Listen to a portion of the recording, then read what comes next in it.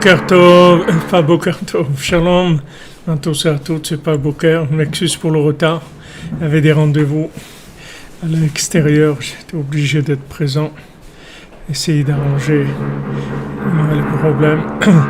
Il y a des travaux aussi, donc vous risquez d'entendre un peu des bruits de perceuse. On essaye de faire le mieux pour le son, les Hashem.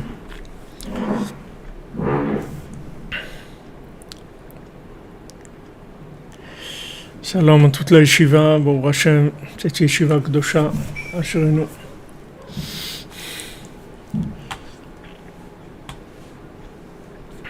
Asherenu.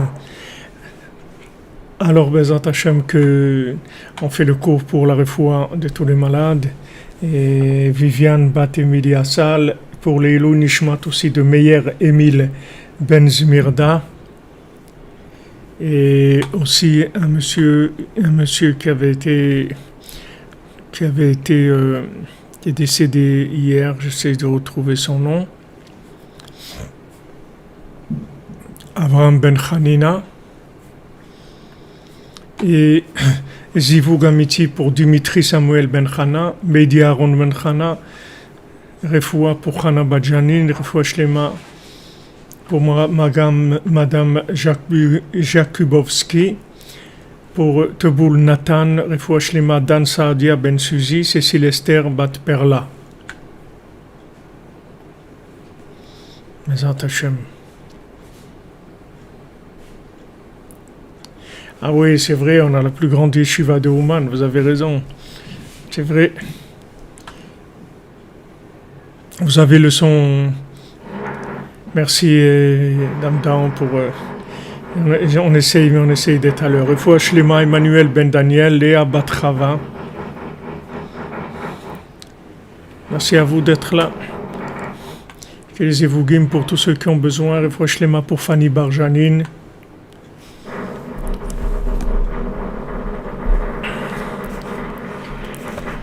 Voilà, alors on continue dans notre Torah 55. On arrive bientôt à la fin. Refoua Shlema pour Hanabat Josepha, Zivug Eser Bat Aisha, Refoua Shlema Rachma Bat Sultana. Shmirat Halashon, merci pour le rappel. Décidément, je dois être vraiment loin parce que j'arrive pas à m'en rappeler tous les jours. Merci pour le rappel, Zelfrima. Alors attendez, on y va. Si l'on se renseigne sur une personne en vue d'une association, d'un mariage, il est interdit de croire les propos négatifs. On peut seulement prendre des précautions au cas où il serait exact. Il est interdit de se renseigner auprès d'un ennemi ou d'un concurrent. Donc si maintenant on doit en vue d'une association, d'un mariage, avoir des renseignements, on peut, si on nous dit des choses négatives, on peut uniquement prendre des précautions, que peut-être ça c'est vrai, mais on n'a pas le droit de prendre comme argent comptant. Maintenant, s'il nous est de demander des informations sur une personne en vue d'une association, d'un mariage, on doit s'en tenir à la stricte vérité et ne pas grossir les faits. Ça aussi, c'est très difficile. Quand quelqu'un il nous demande pour une association, pour du business ou un mariage, faire attention de ne pas grossir les faits, de dire les choses juste comme elles sont, c'est tout. Pas rajouter des développements. D'accord? Voilà les deux halachot. Merci beaucoup pour le rappel.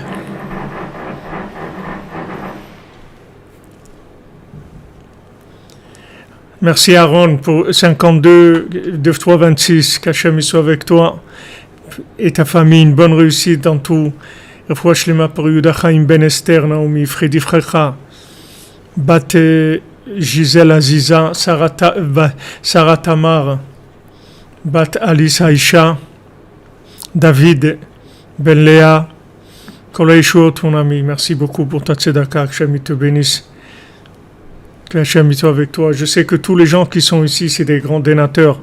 Et s'ils étaient aisés, on aurait fini le Mishkan depuis longtemps. On doit prévenir, bien sûr, si la personne c'est un criminel et que les gens ne le savent pas, on doit prévenir. Mais ce qu'il faut faire attention, c'est de ne pas exagérer. Parce qu'en général, on a tendance à rajouter un peu. Si on a peur... Ah ouais, c'est la perceuse.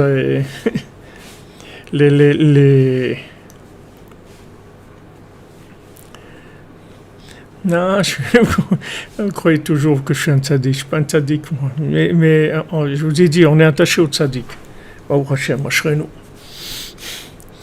Alors, on continue sur notre Torah 55. Alors, on avait vu que maintenant, que en fait, Hachem, il retient le jugement sur les mécréants, sur les méchants, de manière à en fin de compte, les terminer à la fin. Il va les terminer maintenant. Quand est-ce qu'il va les terminer? Quand nous, on sera prêts à recevoir le bien qu'ils ont pris, c'est-à-dire le bien qu'eux exploitent. Alors quand on sera prêt, il n'y a pas de problème. Vous voyez par exemple en Israël, les gens ils voulaient un gouvernement religieux, des religieux.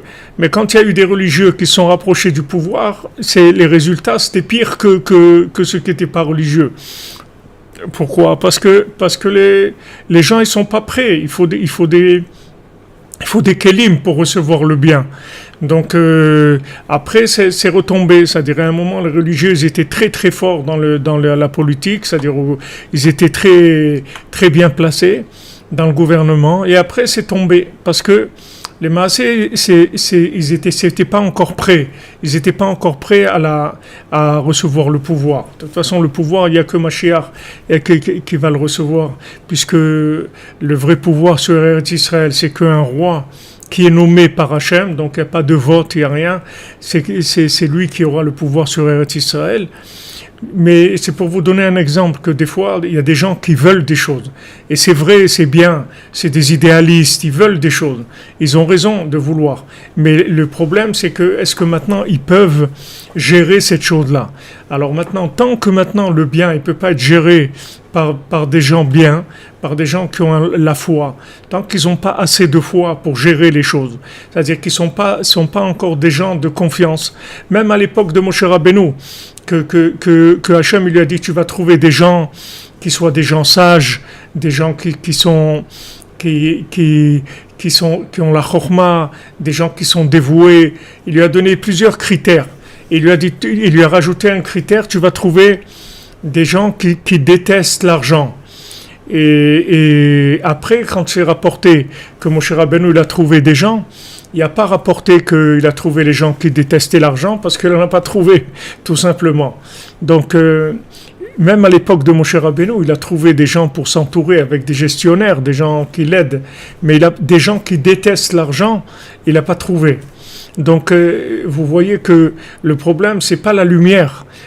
Hachem, il est prêt à tout nous donner. Notre problème, c'est est-ce qu'on est capable de gérer ce bien-là et de pas faire chas v'shalom, de détourner le bien, parce que c'est encore pire. C'est-à-dire quelqu'un qui est dans le bien et qui détourne le bien vers le mal, c'est pire que quelqu'un qui est dans le mal et qui est en train d'exploiter le bien. Parce que celui qui est dans le mal, c'est défini. C'est Og Melech HaBashan. On sait que c'est un rachat, on sait que c'est un mécréant. Tout le monde le sait. Et tout le monde se méfie de lui et s'éloigne et fait attention. Mais maintenant, si cette énergie qu'elle a, elle passe chez des gens qui sont soi-disant bien, c'est beaucoup plus difficile à gérer. Après, ça mélange tout, on ne sait plus où on est. Après, on perd la tête, on ne sait plus où aller. Donc, qu'est-ce qu'il fait Hachem? Pour l'instant, il laisse le bien en dépôt chez le rachat. Le rachat, il exploite ce bien, il en fait sa vie. Et quand maintenant, dès qu'on va être prêt, à la seconde même, ça va se régler. C'est écrit que dans le Midrash que Mashiach il est à Rome et il soigne les lépreux.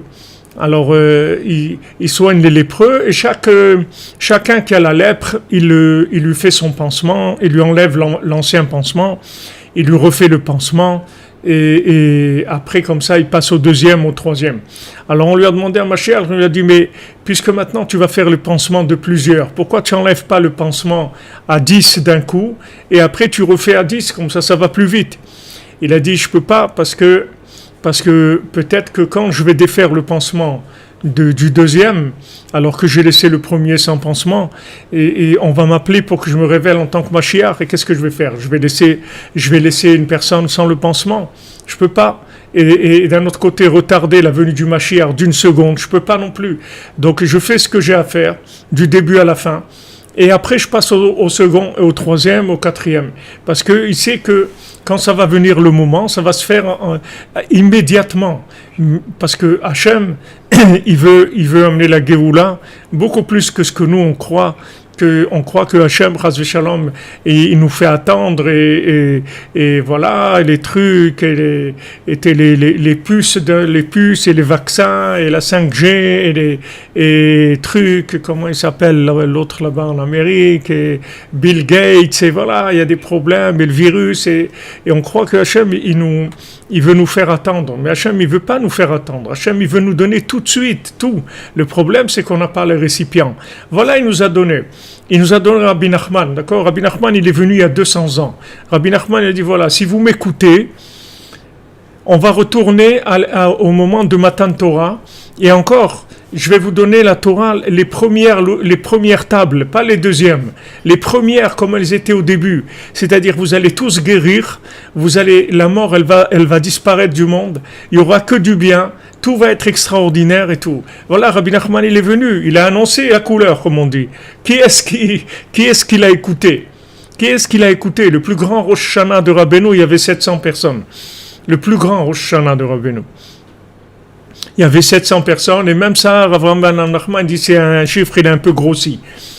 C'est un petit peu grossi, 700 personnes. Bon, Hachem, aujourd'hui,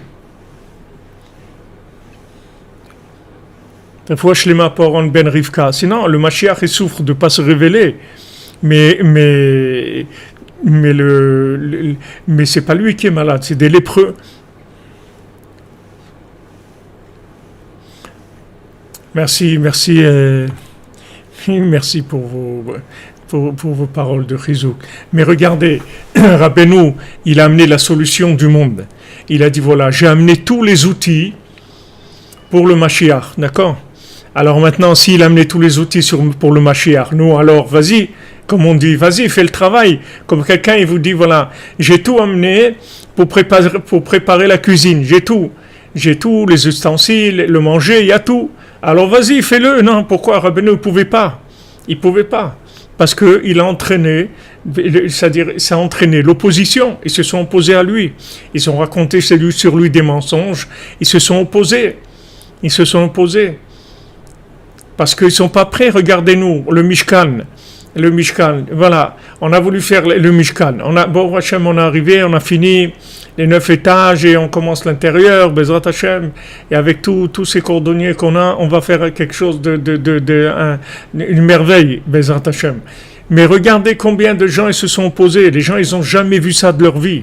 Et ils m'ont dit, des amis, des dayanim et tout, ils disent, on n'a jamais vu ça de notre vie.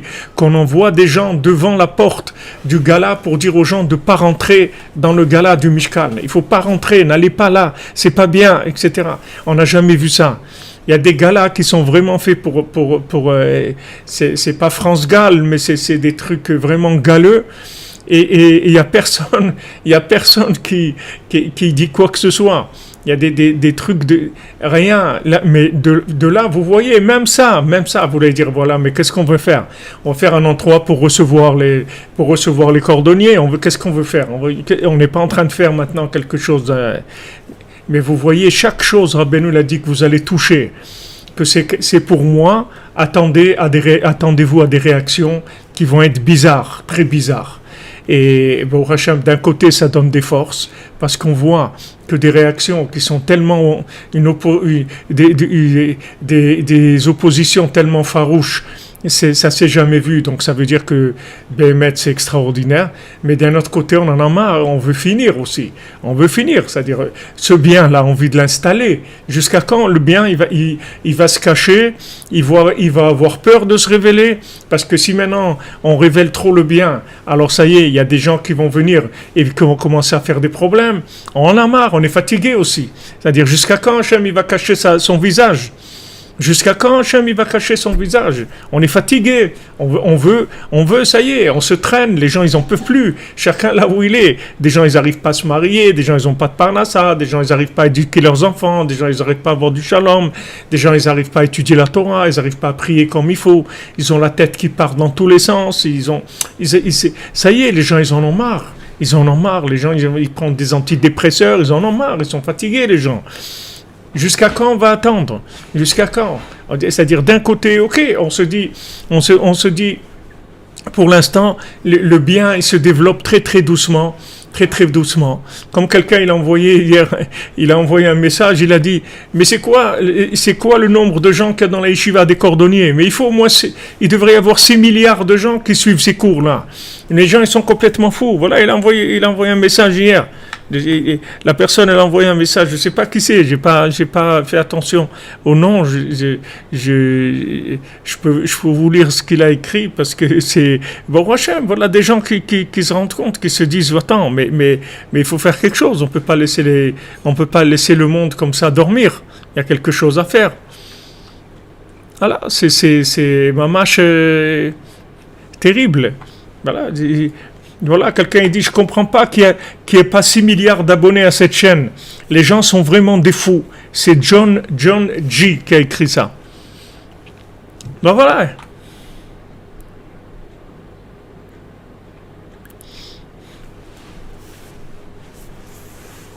Et on est tous comme ça, dans le bouzeau, on est tous comme ça, tous tâtés, comme on dit, jusqu'à quand? Jusqu'à quand? On est fatigué, on est tous fatigués, on est fatigués tous.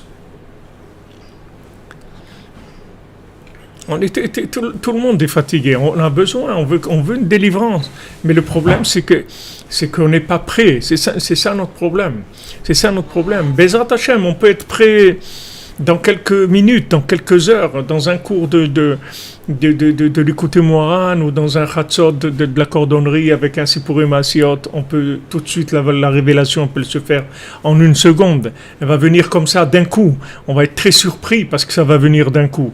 Ça va venir d'un coup, mais sachez que d'en haut, et tous les tzadikim, Hachem et tout, ils veulent seulement, ils cherchent des formules pour accélérer la maturité, pour que quand on reçoive la lumière, elle nous soit bénéfique. Il faut que la lumière ne soit bénéfique. On ne regarde pas que la lumière. Le problème principal, c'est que la lumière soit bénéfique. Mi ale be'ar Hashem ou mi yakom bekom kocho, qui est-ce qui va monter sur la montagne d'Hachem et qui est-ce qui va tenir dans la sainteté? C'est bien beau de recevoir la lumière, c'est bien beau de se marier, c'est bien beau de monter en Israël, c'est bien beau d'avoir des enfants, mais il faut tenir après. Il faut tenir, c'est là où ça commence. C'est pas de sauter le problème, c'est de tenir. Il faut arriver à tenir. Après, pour tenir, c'est la Emouna. Après, il faut tenir avec la Emouna, il ne faut pas lâcher, il faut tenir. Combien de gens, ils sautent et après ils craquent. Et qu'est-ce qu'on a fait? Alors voilà, ils voulaient. Voilà, tu l'as eu, tu l'as voulu, tu l'as eu. Alors, qu'est-ce que tu fais? Ah ouais, mais je ne savais pas que ça allait être comme ça. Ben, ouais, c'est ça le problème. Les gens ils disent, ah ouais, mais moi je ne savais pas que ça allait se passer comme ça. Mais tous les engagements que tu vas prendre, tu ne vas jamais savoir comment ça va se passer. Jamais. Et c'est quand tu vas commencer à vivre la chose que tu vas te rendre compte du prix de la chose, c'est-à-dire combien d'investissements tu dois faire. Et maintenant, qu'est-ce qui va te permettre de t'investir? C'est que tu as Emouna, c'est tout.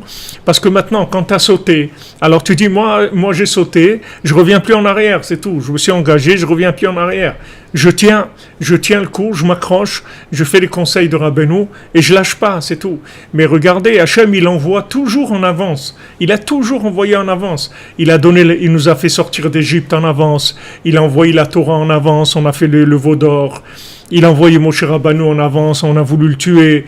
Il a envoyé Rabbi Shimon, il voulait le tuer. Il a envoyé le Harizal, personne n'était d'accord avec lui. Il a envoyé le Baal Shem Tov, personne n'était d'accord avec lui.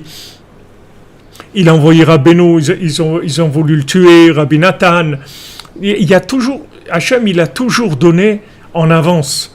C'est-à-dire toujours, Hachem, il donne dès qu'il y a une possibilité, même avec un doute. Si ça va tenir à peu près, même bancal, Hachem il envoie, il n'y a pas de problème. Mais regardez toutes les catastrophes qu'on a eues.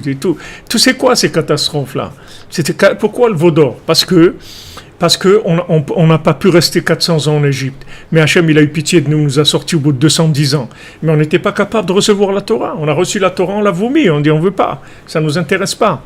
Imaginez-vous la déception d'Hachem, que Hachem, avant la création du monde, tout le monde, il l'a créé avec la Torah, il l'a créé pour la Torah, pour nous donner, mamash, ce qu'il a préparé de plus merveilleux pour nous donner un chemin de vie dans ce monde, qui nous permettent de réussir notre vie, quelque chose d'extraordinaire. Et quand il vient, il fait la remise des prix, et voilà, il nous remet la Torah.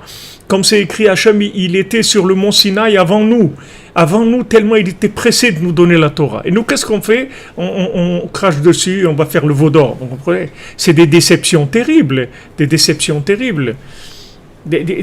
Hachem, il va de déception. Et il continue. Parce que Hachem, il n'y a pas de découragement chez lui. Il continue. Mais sachez qu'il nous envoie toujours plus que ce qu'on peut recevoir. Toujours un peu plus. Mais imaginez-vous s'il avait donné encore plus. Alors, il a fallu donner les tables de la loi et faire le veau d'or, et que Moshe Rabbeinu casse les tables et qu'on donne des deuxièmes beaucoup plus basses pour que ça tienne à peu près la route. À peu près, parce que des problèmes, il y en a eu beaucoup après. Voilà tout ce qu'il faut pour juste commencer à amorcer la chose. On n'a pas encore, la chose, elle n'est pas réglée du tout. Mais pour amorcer la chose, regardez comment c'est difficile.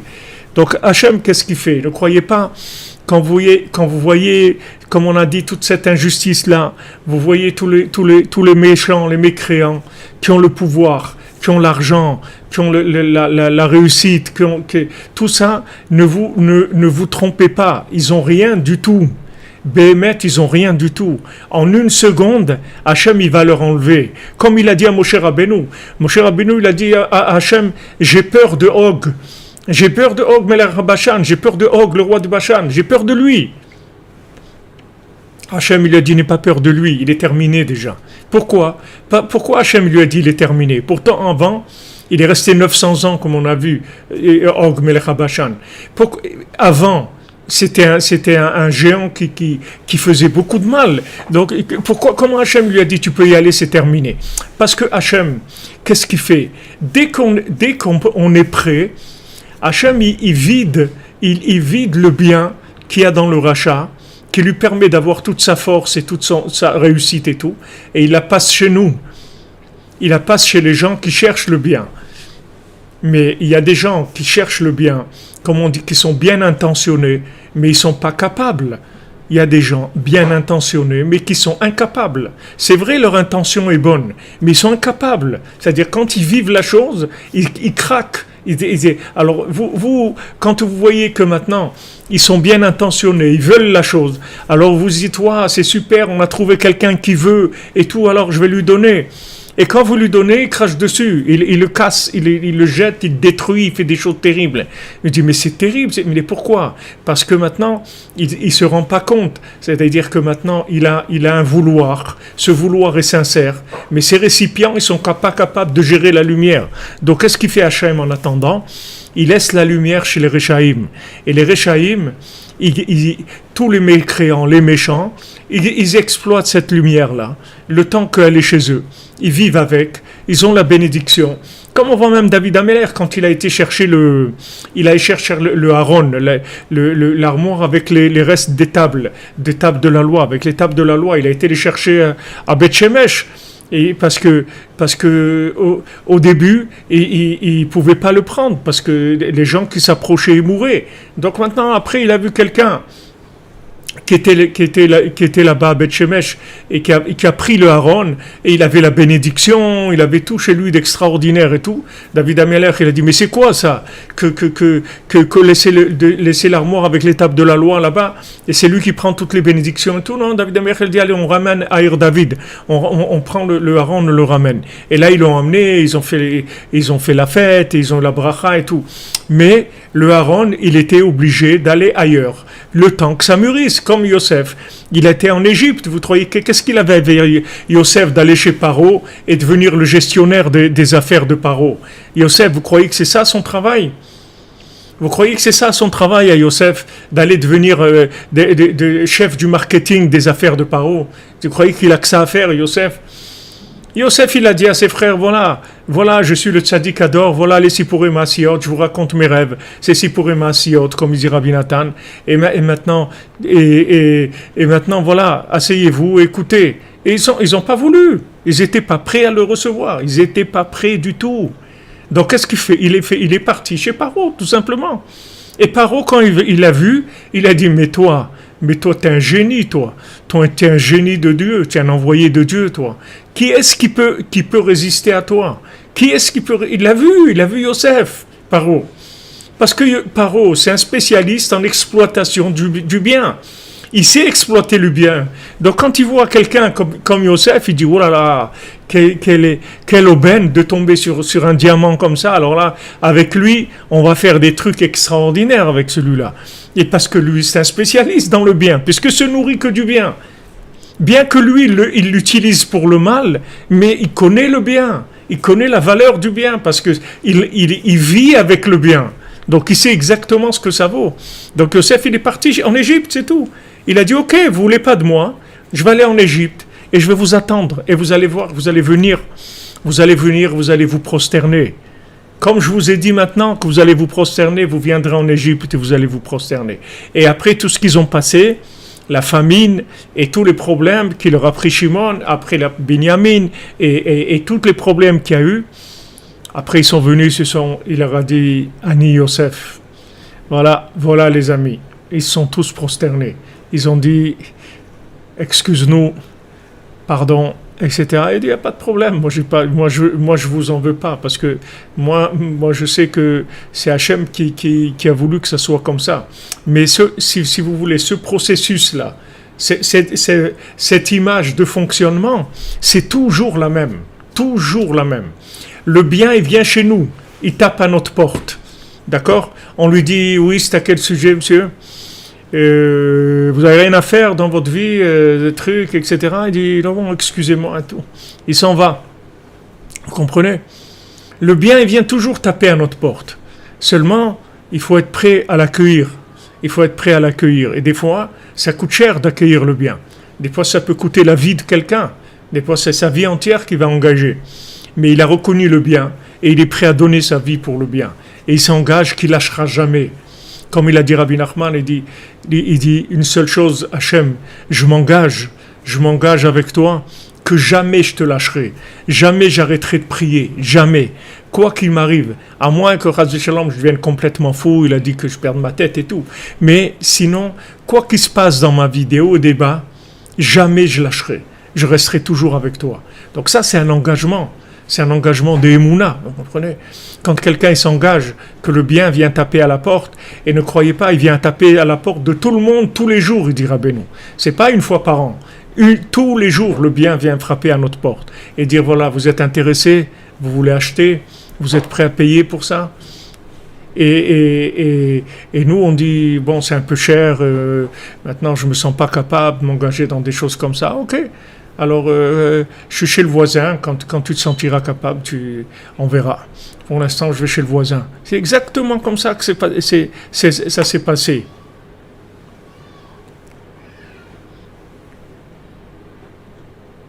Bien sûr, on peut, bien sûr, Aster, qu'on peut le reconnaître, parce que le bien, il vient sous la forme qu'on reconnaît, parce que sinon, si en plus le bien il vient déguisé dans quelque chose d'autre, alors comme on dit, c'est la fin des haricots. Là, ça y est, non, le bien il vient dans notre langage, à nous.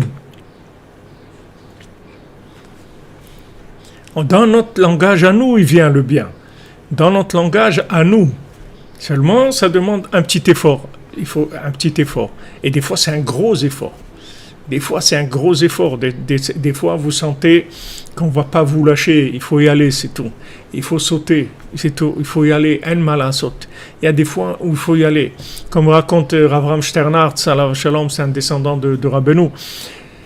De Rabbi Nathan plutôt, c'est un descendant de Rabbi Nathan, c'est un arrière-petit-fils de Rabbi Nathan, Ravram Sternhardt, il était à Yerushalayim. Et quand il y avait la guerre avec la Jordanie, ils ont été prisonniers des Breslevers qui étaient dans la vieille ville de Jérusalem. Il y en a plusieurs qui ont été faits prisonniers, dont le Rav Shmuel Shapira. Il y avait aussi Ravram Sternhardt. Et après, quand ils ont été libérés, c'était la veille de Shabbat. Et ils sont arrivés dans le quartier de Katamon à Jérusalem. Et c'était juste avant Shabbat. Et Ravram Sternhardt, il avait prévu une challah, il a une petite bouteille de vin pour Shabbat et tout, il avait tout prévu. Mais quand ils ont voulu aller au mikvé, le mikvé, il était glacé. Alors, avant de rentrer dans le mikvé, Ravram Sternhardt, il a parlé avec son corps, il lui a dit, regarde, je m'excuse, je vais faire quelque chose maintenant qui t'est désagréable. Je vais rentrer dans de l'eau glacée, mais je suis désolé, je suis obligé d'y aller. Et d'un coup, il a sauté dans l'eau glacée. D'un coup. C'est-à-dire que des fois, on est obligé de faire des choses qui sont pas agréables. Et des fois, on sent que c'est le moment, il faut y aller. C'est-à-dire que Hachem, il vient nous appeler pour une chose, pour une autre. Et voilà que maintenant, il faut faire le pas. Maintenant, on sent que ça y est, il faut faire le pas. On peut plus jouer on peut plus rester comme on était. Mais sachez que le principe, c'est-à-dire ce que je veux vous expliquer, c'est si on comprend ça, Béhémet, c'est parmi les clés messianiques, vous pouvez mettre celle-là. C'est-à-dire que si on comprend ça, Béhémet, c'est-à-dire que Hachem, il veut toujours nous donner du bien. Il veut toujours notre bien. Et Hachem, il est toujours en avance dans le bien qu'il nous donne par rapport à ce que nous, on est capable de digérer. Comme les grands-mères marocaines, quand elle vous dit « Ah, viens mon fils, je t'ai préparé un petit truc à manger », un petit truc à manger, ça veut dire que vous avez une table avec 25 trucs sur la table, d'accord ? Vous avez du poisson et de la viande et des gâteaux et de la langue et du poulet et des trucs. Ça, c'est un petit truc, ça s'appelle un petit truc à manger, d'accord ? Donc, c'est la même chose. C'est-à-dire que quand maintenant, Hachem, il nous donne toujours plus que ce qu'on peut, en fait. C'est-à-dire que ça va nous demander vraiment un comportement très idéaliste pour arriver à tenir le coup. D'accord ? Mais sachez que Hachem, il veut nous donner encore beaucoup, beaucoup plus. C'est juste le début, c'est tout. C'est mamash le début. Mamash le début.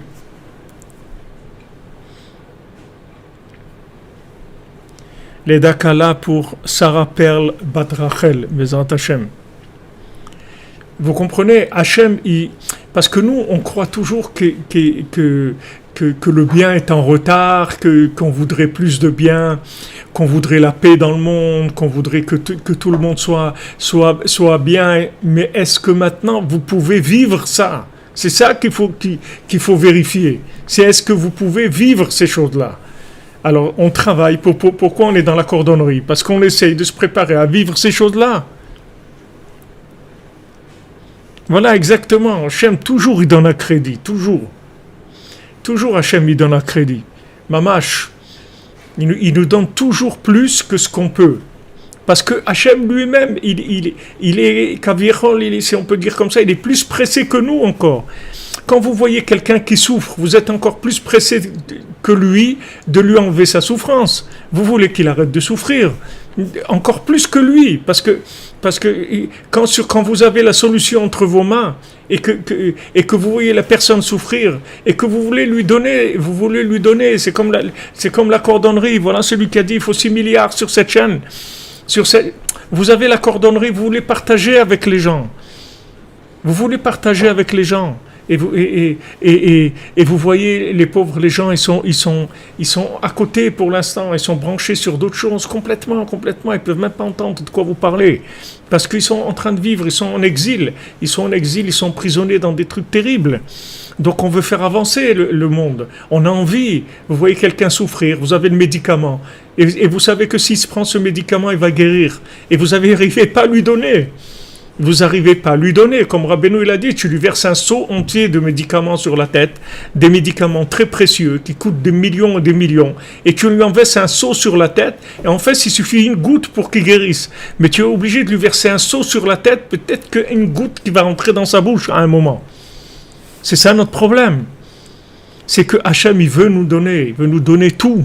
Mais le problème, c'est qu'on ne peut pas le vivre, même si on dit avec notre bouche que ouais, nous on veut l'idéal et tout. Et quand on se trouve dans la situation, ça commence les nerfs, ça commence la révolte, ça commence des problèmes. Ça commence les problèmes. Combien de gens ils se sont mariés et c'était mamache, l'idéal, ouais c'est super, extraordinaire, on va avoir une vie merveilleuse, on va faire plein de choses merveilleuses et tout. Et après ça commence les problèmes. Mais pourquoi quand le jour du mariage, on n'était pas comme ça. Qu'est-ce qui s'est passé? Le problème, c'est que quand tu le mets dans la bouche, c'est bon. Il y a le goût, il y a tout. C'est sucré ou c'est salé ou c'est agréable comme goût. Mais quand ça va dans le système digestif, il faut que le système digestif il assure la chose. Il y a des choses qui sont très agréables quand vous mangez, mais votre système digestif, il les rejette complètement. Il ne les veut pas. Donc maintenant, c'est beau l'idéal, mais après, il faut assumer ça. Il faut assumer. Alors maintenant, quelqu'un qui est têtu comme le second du roi, alors il lâche pas, il y va, il lâche pas, il dit non, ça existe, je lâche pas, etc. Et il y a des gens, ils n'ont pas la force, ils lâchent, c'est tout. Dès qu'il y a des problèmes, ils lâchent, ils disent ouais, mais moi je pensais pas que ça allait être comme ça. Tu pensais pas que ça allait être comme ça. Toute la vie, tout ce monde-là, il y a personne qui pensait qu'il allait être comme ça. Il n'y a personne, quand il est né, qui pensait qu'un jour il devrait aller chez le dentiste ou qui devrait avoir un problème de là ou un problème de ci ou des lettres, des trucs à payer, ou des factures impayées ou des crédits qu'il n'arrive pas à rembourser ou des choses qui sont... Personne ne pensait ça, mais il faut assumer. C'est-à-dire, il faut assumer là où on est. Alors maintenant, Hachem, toujours, il veut nous donner plus de bien. Toujours. Ne croyez pas que le manque... C'est d'amener le bien chez nous. Le manque, c'est juste de préparer la maison pour le recevoir. C'est ça qu'il faut. C'est juste préparer la maison. Tout notre travail, c'est un travail de préparation. C'est pas le bien qui manque. Le bien, il est là, il y en a à revendre. Du bien, il est en-sof, infini le bien. Seulement nous, on n'est pas prêt à le vivre. C'est ça notre problème.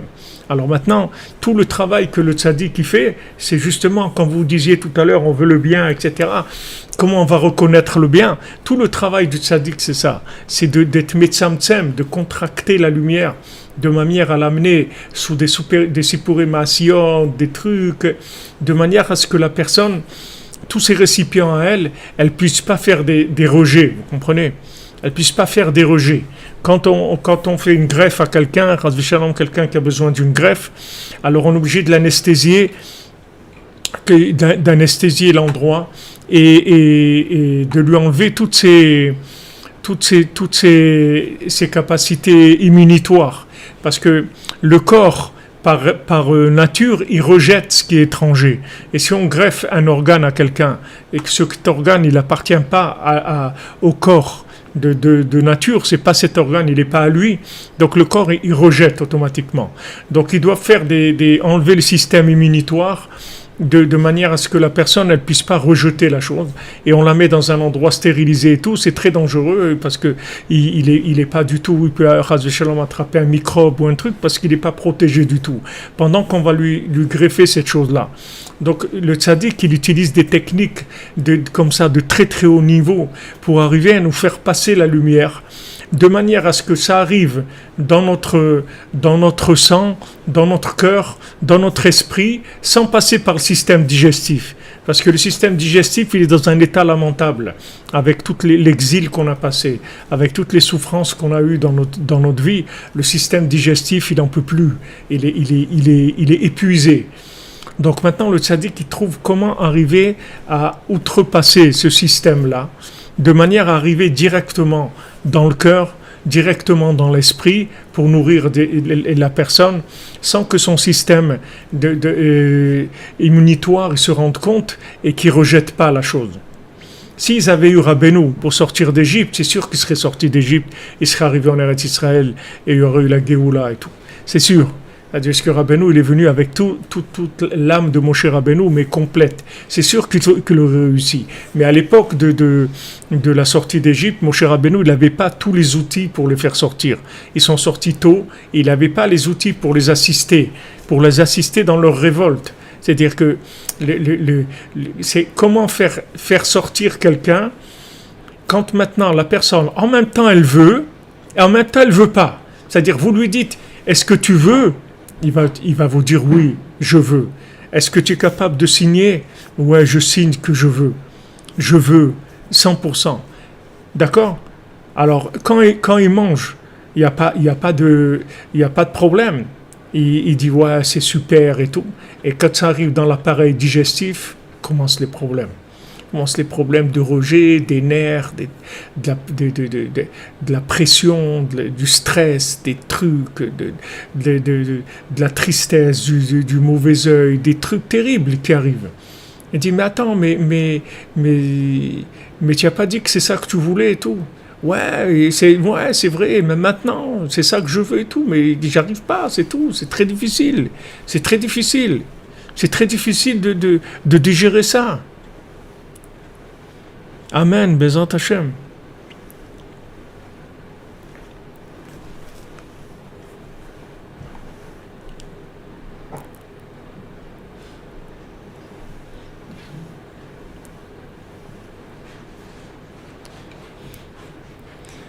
Voilà exactement, c'est mamash, comme vous dites, c'est démentiel, c'est mamash, c'est-à-dire c'est de la schizophrénie de très haut niveau.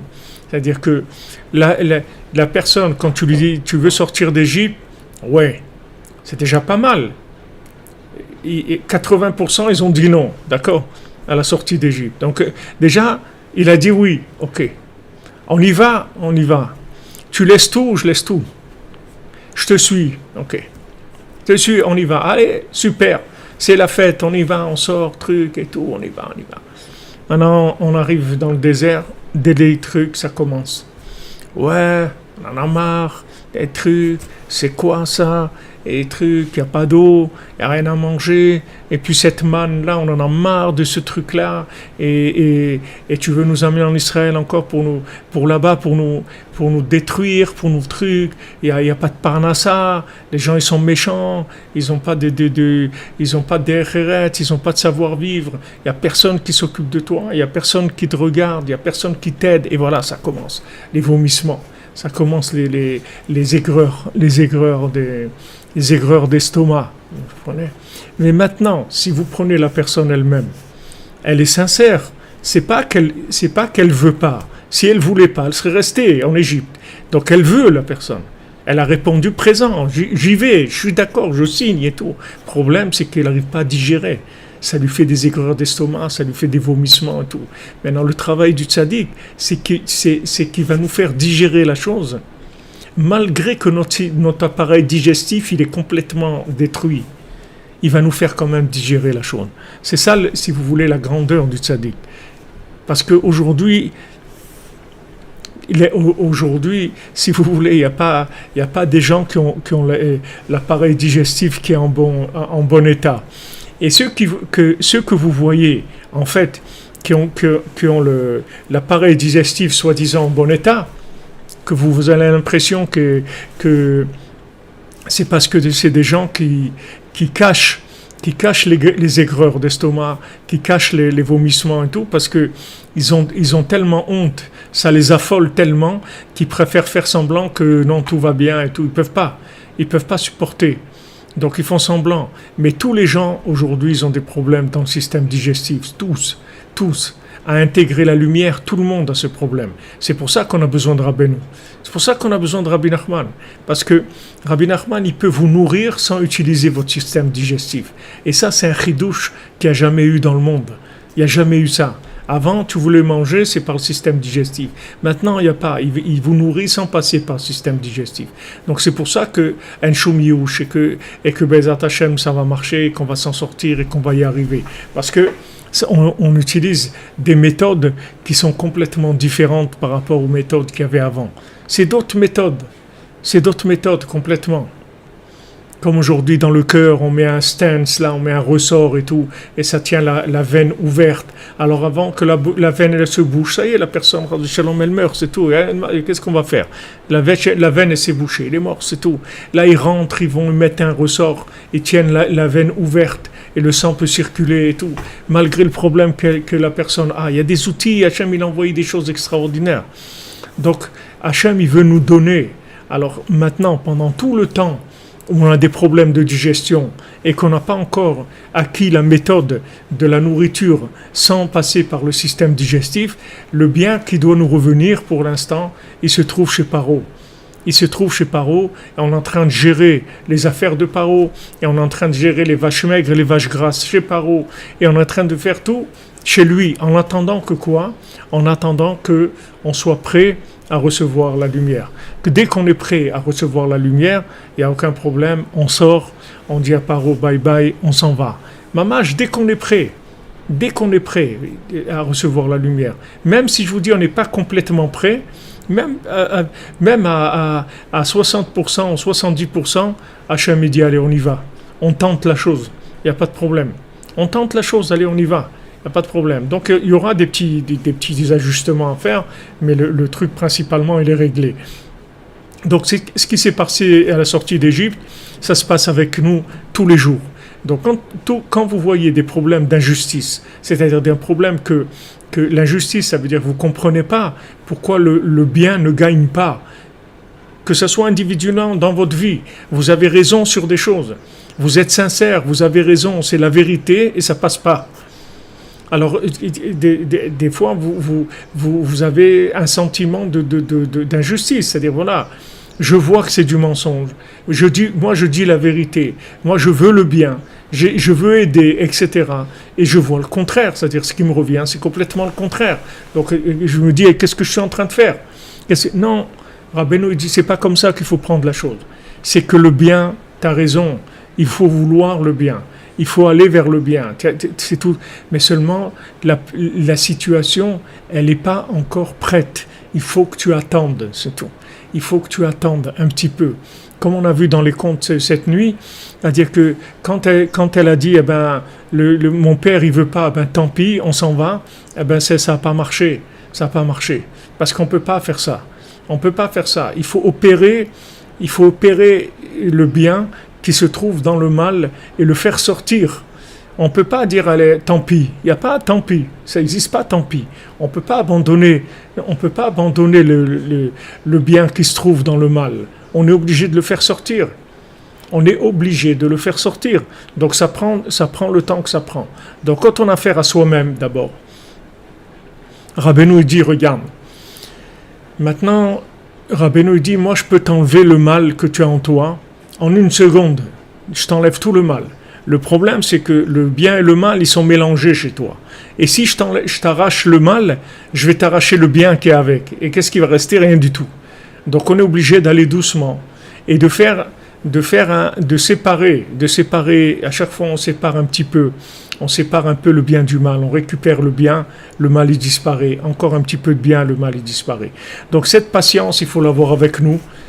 Et ne pas s'en vouloir si on n'arrive pas à être à la hauteur de notre conscience, C'est-à-dire qu'on a des fois la conscience du bien, mais on n'arrive pas à être à la hauteur de notre conscience. Il faut savoir que ça va marcher, c'est sûr que ça va marcher.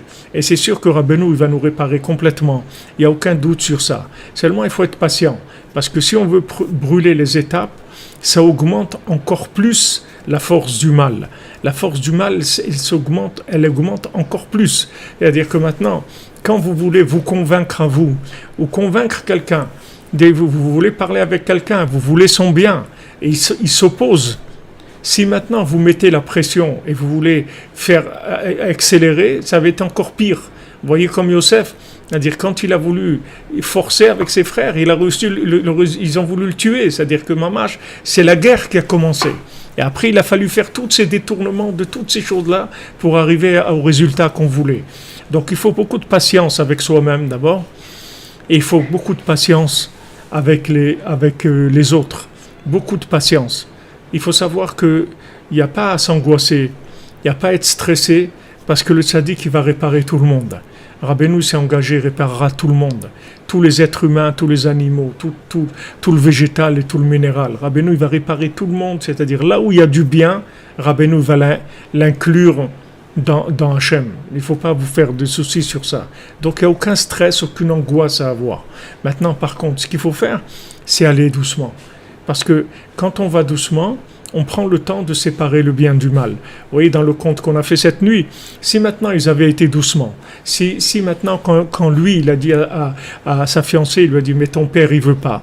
Elle dit, regarde, pour l'instant, on va entretenir des rapports secrets entre nous, on va s'écrire et tout, et petit à petit je vais parler à mon père, je vais essayer de trouver des gens qui vont l'influencer, des gens qui viennent lui parler de toi pour lui dire que tu es quelqu'un de très bien, etc.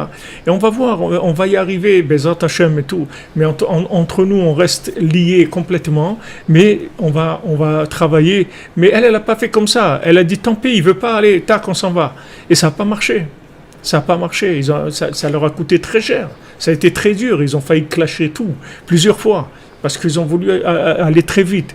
Donc il faut aller doucement, il faut prendre le temps que les choses se digèrent, s'intègrent, même si c'est très très long, et on n'est pas pressé, on n'est pas pressé. Ce qu'on veut, c'est que ça marche. Du moment où on a la garantie que ça va marcher, on n'est plus pressé. Quand est-ce qu'on est pressé? C'est qu'on a peur que si on ne fait pas, alors ça va. Quand quelqu'un vient dire, ah ouais, si tu veux cette chose-là, acheter cet appartement, c'est aujourd'hui, parce que j'ai quelqu'un sur l'affaire. Si jamais tu signes pas aujourd'hui, il y a quelqu'un d'autre qui est prêt. Dès que vous entendez ça, vous lui dites, il n'y a pas de problème. S'il y a quelqu'un qui veut signer, vas-y, qu'il signe, qu'il achète, Mazal Tov pour lui et tout. Mais moi, je signe pas aujourd'hui. Parce que moi, je sais que ce qui est à moi, il n'y a personne qui va me le prendre. Ce qui est à moi, je sais que personne ne me le prendra. Vous comprenez?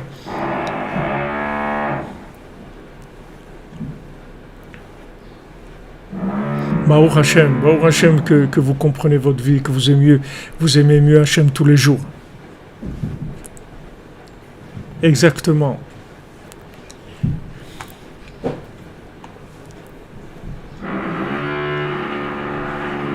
Voilà, chaque chose a un temps, chaque chose elle vient, il faut de la patience, beaucoup de patience.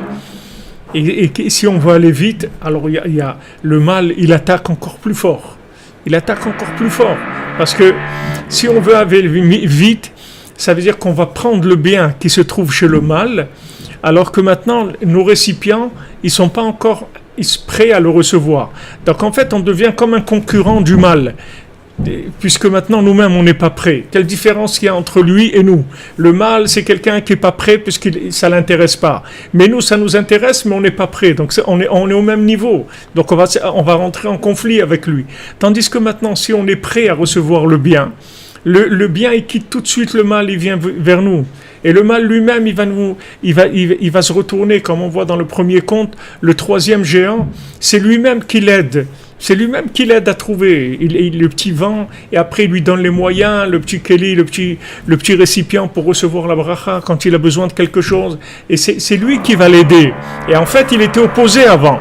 Comment c'est venu que maintenant il a aidé? Parce que maintenant il est prêt. Maintenant, il est prêt. Maintenant, il a pleuré. Maintenant, avec tout ce qu'il a pleuré, tout ce qu'il a voulu, ça y est, maintenant, il est prêt. Il est prêt à recevoir. Donc, ça vient, ça y est. Ceux qui étaient des opposants, c'est eux-mêmes qui vont l'aider maintenant. C'est eux-mêmes qui vont l'aider. Vous voyez, Paro, même que Paro, il a empêché le Ham Israël de sortir et les a mis dans l'esclavage et tout, ça aussi c'était parce qu'ils n'étaient pas prêts encore de rentrer en Eretz Israël. Regardez après 210 ans en Égypte, regardez tous les problèmes qu'on a eus, tous les rejets qu'il y a eu et qu'en fin de compte, 40 ans on est resté dans le désert, etc. Imaginez-vous si on était sorti avant, mais ça aurait été une catastrophe. Ça aurait été une catastrophe.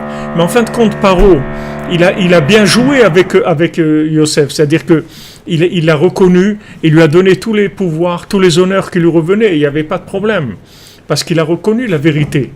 Il a reconnu la vérité quand elle est dans le récipient qui lui correspond, personne ne peut la refuter, personne. Une vérité qui est vécue dans des récipients, qui est assumée, personne ne peut la refuter. Quand est-ce que maintenant il y a des attaques sur la vérité? C'est quand la vérité n'est pas vécue de façon comme il faut. C'est-à-dire qu'il y a de la vérité, mais il y a aussi des manipulations, il y a d'autres choses. Alors là, les forces du mal, elles attaquent. Mais si la vérité est vécue dans des récipients qui lui correspondent, elle est reconnue par tout le monde. Il n'y a personne qui peut, comme c'est écrit, la vérité, elle témoigne sur elle-même. Elle n'a pas besoin de témoins. Elle-même, elle témoigne sur elle-même. Comme il a dit Rav Nachman Tulshiner, je ne vais pas te raconter des miracles de Rabbi Nachman. Tu veux un miracle de Rabbi Nachman? Moi, regarde-moi, je suis un miracle de Rabbi Nachman. C'est moi le miracle de Rabbi Nachman. C'est-à-dire que maintenant, la vérité, elle témoigne sur elle-même. Quand vous êtes maintenant, vous avez souffert dans votre vie, vous avez cherché et que vous êtes mamache, tapé la tête contre les murs parce que vous ne saviez pas qu'est-ce que vous alliez faire de votre vie. Après, quand vous voyez la lumière de Rabbi Nachman, on dit « Waouh, c'est ça que je cherchais. » Ça y est, maintenant vous êtes calmé, maintenant vous êtes calme. Pourquoi vous êtes calme? Parce que vous êtes prêt à recevoir cette lumière-là. C'est-à-dire vous avez fait tout ce qu'il faut pour pouvoir intégrer cette lumière. Donc il n'y a pas de problème. Mais avant quand on n'est pas prêt, il y a des rejets, c'est tout. C'est normal parce que le récipient, il n'est pas capable de gérer la lumière de façon sincère, de façon honnête, comme il faut. Il n'y a pas de gestion dans le récipient. Il peut pas. Parce qu'il rejette. Il y a des problèmes de digestion. Donc il rejette.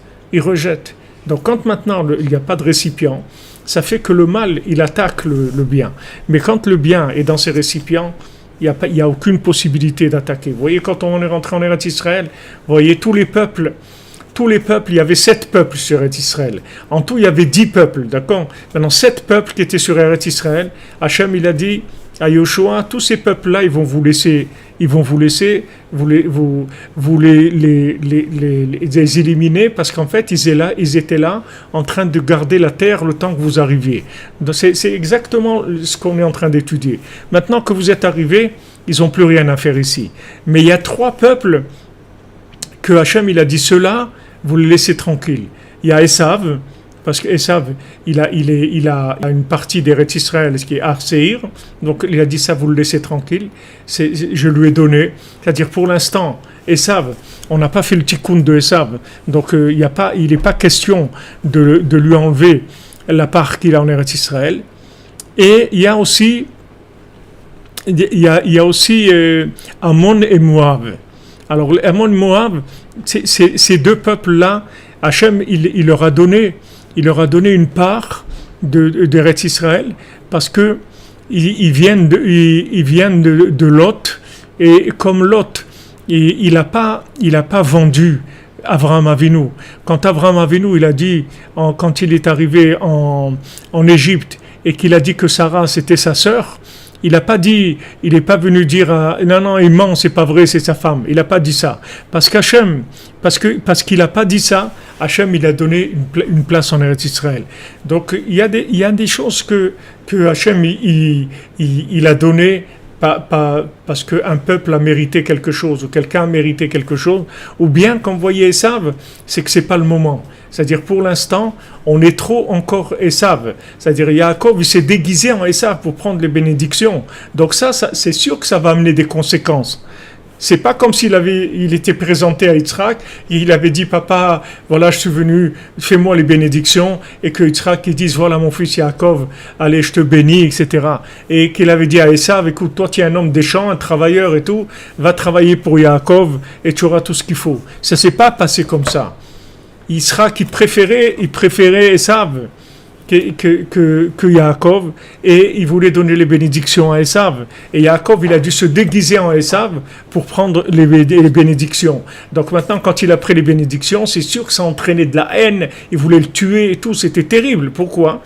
Parce qu'il a pris du bien qu'il n'était pas capable de gérer pour l'instant. Parce que s'il était capable de gérer ce bien, viens, annonce-le clairement. Dis voilà, je viens chercher les bénédictions qui me reviennent. Bien qu'elle lui revenaient les bénédictions, mais il n'était pas prêt encore à les recevoir. Donc normalement, elle devait aller chez Esav, et Esav, il devait les transmettre une partie à Yaakov. Mais comme Rivka, elle a vu que Esav, il n'allait rien donner à Yaakov, il allait le laisser mourir, donc il a été obligé de donner le bien à Yaakov avant qu'il ne soit capable de le recevoir. Et ça entraîne la galoute jusqu'à aujourd'hui. Tout ce qu'on vit comme exil jusqu'à aujourd'hui, c'est à cause de ça. C'est qu'en fait, Yaakov, il a pris les bénédictions de Esav, il lui a pris le droit d'aînesse, il lui a pris les bénédictions, mais avec de la ruse. Il n'est pas venu clair. Et ça fait qu'il y a des problèmes.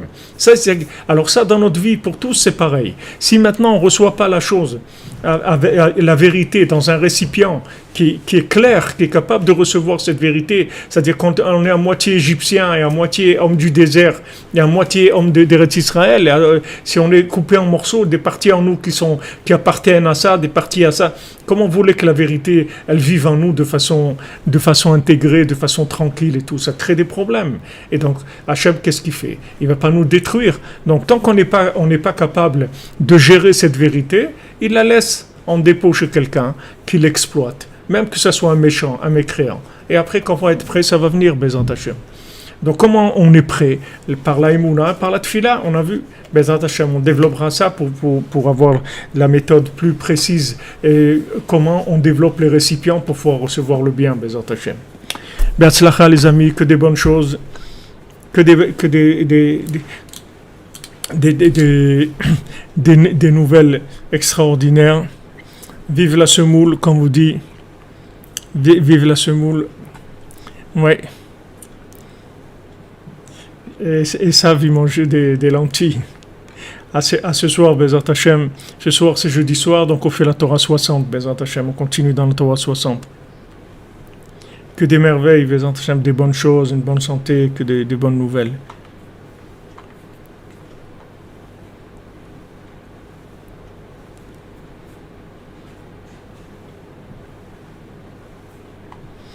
Merci les amis, que des bonnes nouvelles.